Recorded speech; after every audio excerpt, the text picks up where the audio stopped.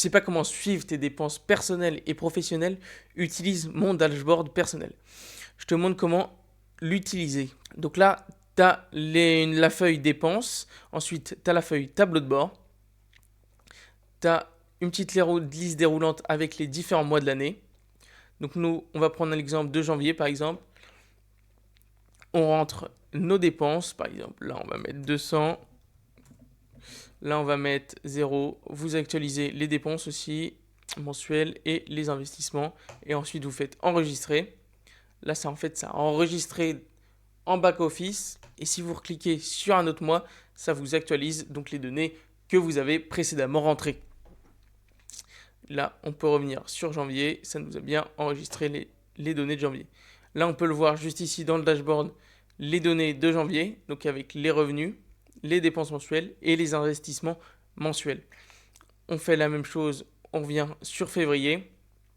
Là, on voit justement les données de février, donc les revenus mensuels, les dépenses mensuelles et l'investissement. On peut le voir, c'est corrélé. Autre revenu, on est à 300.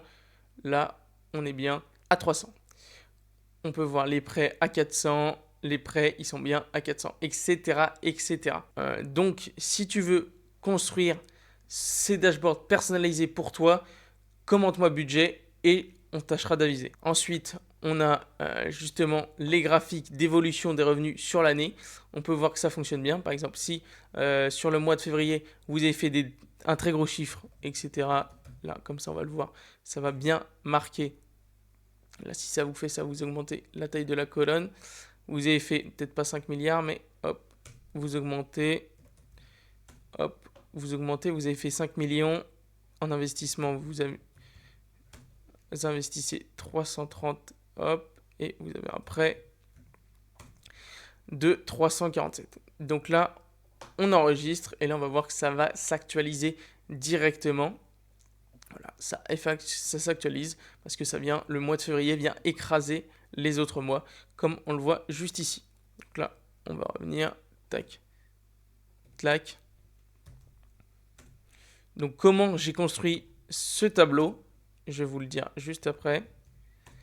C'est qu'en fait, là, vous avez une feuille cachée. Donc là, c'est quand je fais afficher stockage. Là, vous avez une feuille cachée de stockage où je viens stocker mes tableaux des différents mois. Donc là, vous avez le mois de janvier qui se copie-colle après que je fasse enregistrer.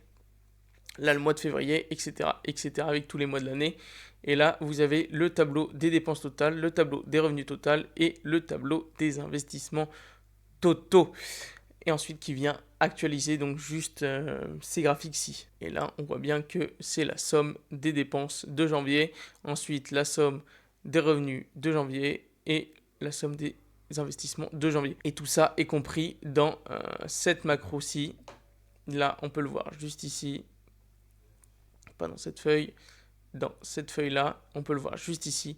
Toute la macro. Donc, si vous voulez créer vos propres dashboards, commentez-moi budget sur Instagram et je tâcherai de vous répondre et on calera un petit appel pour faire vos propres dashboards. Donc, n'hésitez pas à vous abonner et à liker.